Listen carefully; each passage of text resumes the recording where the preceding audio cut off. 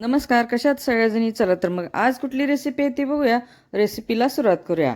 तर आज मी इथं रविवारच्या दिवशी सुट्टीचा दिवस म्हणून आम्ही बेत केला होता की इडली सांबर चटणी. तर चला, इडली सांबर चटणी कशा पद्धतीनं बनवते ते तुम्ही बघा. आणि इथं जास्त डाळ भिजवणं किंवा तांदूळ भिजवणं हे तर कॉमन सगळ्यांनाच माहिती आहे. तर 4 ते 5 तास तुम्ही डाळ तांदूळ भिजवून घेऊ शकता. तर इथं मी रात्रभरच भिजवायला ठेवले होतं. रात्री 8 वाजता वाटून घेतलं. दिवसभर भिजवलेलं आहे आणि हे पीठ रात्रभर आंबवून घेतलेलं आहे. तर मस्त एकदम फुगून, कारण ह्याच्यामध्ये सोडा नाही, इनो नाही, काही घातलेलं नाही.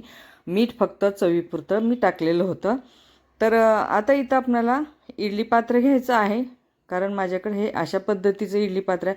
कारण बरेच नमुन्याचे आहेत आता सध्या मार्केटमध्ये. कारण जे स्टीलचे आहेत, ढोकळा पण आणि इडली पण होतं त्या प्रकारचे पण आहेत.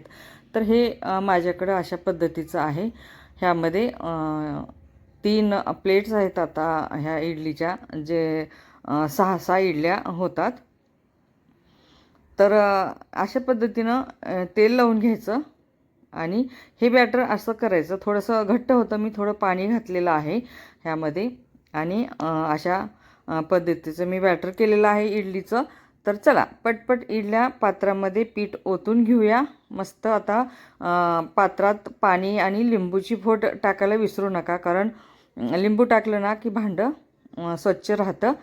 तर मी इडली पात्रामध्ये प्लेट्स ठेवलेल्या आहेत. इकडं आता आपल्याला सांबारसाठी डाळी घेतलेल्या आहेत. ह्यामध्ये डाळ आहे उडीद, हरभरा आणि मूग आणि तूर, अशा 4 पद्धतीच्या डाळी आहेत. ह्यामध्ये तुम्ही मसूर डाळ पण टाकू शकता. माझ्याकडं नव्हती, मी नाही टाकले. आता 4 टोमॅटो घेतले. तुमच्या आवडीनुसार तुम्हाला जर आंबट हवे असतील तर जे ज्वारी टोमॅटो असतात ना, तर ते टाकल्यानंतर अतिशय सांबार चविष्ट होतं. तर इथं झालेली आहे माझी इडली. मी काढून घेते. बघू शकता मस्त झालेली आहे, फुगून टम झालेली आहे इडली. आणि आता पात्रातली इडली काढून घेऊया. ह्या अशा पद्धतीनं मी इडली बनवते. आवडलं असेल तर नक्की कमेंट करा. आणि चला पटपट इडली काढून घेऊया. तिकडं कुकरला मी डाळ टोमॅटो लावलेलं आहे. ते आपल्याला 2 ते 3 शिट्ट्या घ्यायच्या आहेत. झालेल्या आहेत शिट्ट्या. डाळ पण शिजलेली आहे.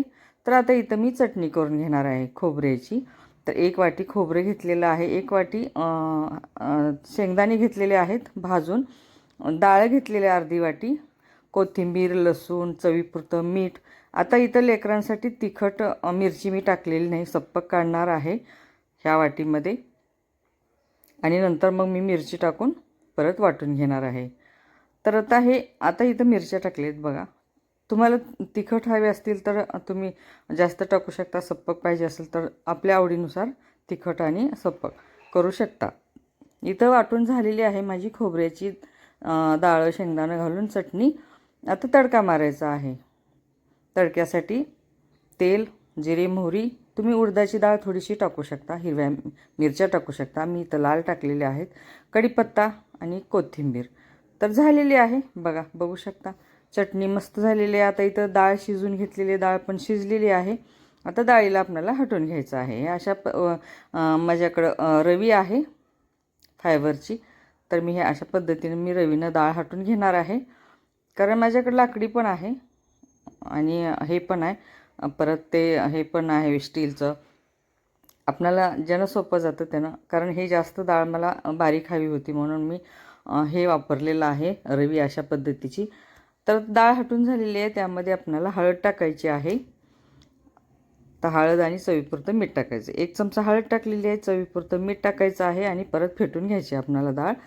आता पटपट फेटून घेऊया. तर डाळ फेटून झालेली आहे. तर आता आपल्याला काय करायचं आहे की गॅसकडे जाऊन आपल्याला गॅस चालू करून गॅसवरती आपल्याला पातेलं ठेवायचं आहे. मस्त शिजलेली आहे डाळ. तर ह्या डाळीमध्ये आपल्याला गरमच पाणी घालावं लागणार आहे. गरम पाणी मी तिकडं करायला ठेवते. आणि भाज्या पण मी चिरून घेतलेल्या आहेत, कारण मी भाज्या चिरलेल्या नाही दाखवल्या. तर आता इथं पातेल्यात तेल टाकलेलं आहे, जिरे मोहरी टाकली, कांदा टाकला, कढीपत्ता टाकलेला आहे, आलं लसूण कोथिंबीर वाटून खोबरं घेतलेलं आहे आणि आता ते तेलामध्ये टाकलेलं आहे, फोडणीमध्ये परतून घ्यायचं आहे. तर गॅस इथं लहान मोठा करू शकता आपल्या सवयीनुसार, कारण आपल्याला दुसरं काही जर काम असेल ना तर तुम्ही गॅस बारीक करून इथं परतू शकता. आता इथं मी आणखीन 3 टोमॅटो घेतलेले आहेत, बारीक वाटून घेतलं मिक्सरला आणि ते फोडणीमध्ये टोमॅटोची प्युरी टाकलेली आहे. तर बघू शकता मस्त परतून घ्यायचं आहे.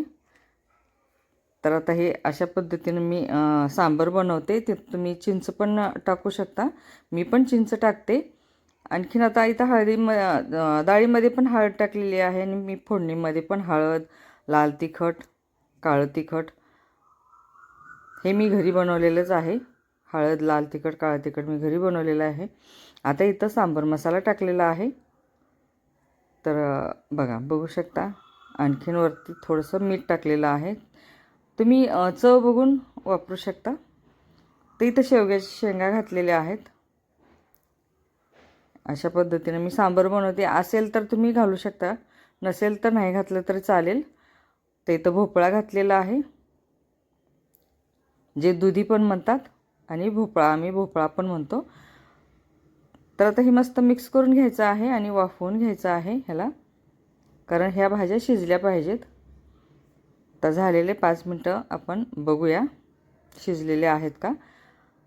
तर आणखीन थोडंसं आपल्याला ह्याला शिजवून घ्यावंच लागणार आहे. तर चिंचेचा कोळ घातलेला आहे. हे बघा अशा पद्धतीने चिंचेचा कोळ पण सांबारला पाहिजेच. तर चिंचेचा कोळ घातला. परत आपल्याला आणखीन एक 5 मिनटासाठी आपण हे झाकून वाफवून घेऊया. पाणी गरम करायचं आहे. तर पाणी गरम करायला ठेवलेलं आहे. भाज्या मस्त शिजलेल्या आहेत. तर बघू शकता. तर आता हे गरम मसाला घातलेला आहे, वरतून कोथिंबीर टाकलेली आहे. आणखीन 2 मिनिट वाफवून घेऊया. झालेलं आहे. आता आपल्याला डाळ ओतून घ्यायची आहे ह्यामध्ये. हे बघा अशा पद्धतीनं डाळ ओतून घेऊ. थोडीशी शिल्लक ठेवलेली आहे, कारण लेकरांसाठी मला सप्पक सांबार पण बनवायचं आहे म्हणून. तर सांबार मस्त झालेला आहे. एकदम मस्त वास येतो फोडणी दिल्याबरोबर.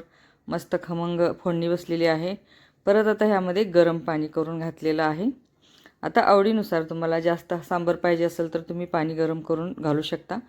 कमी प्रमाणात पाहिजे असेल तर कमी प्रमाणात तुम्ही बनवू शकता सांबार. तर मी एवढं बनवलेलं आहे. तर बघा उकळी आलेली आहे.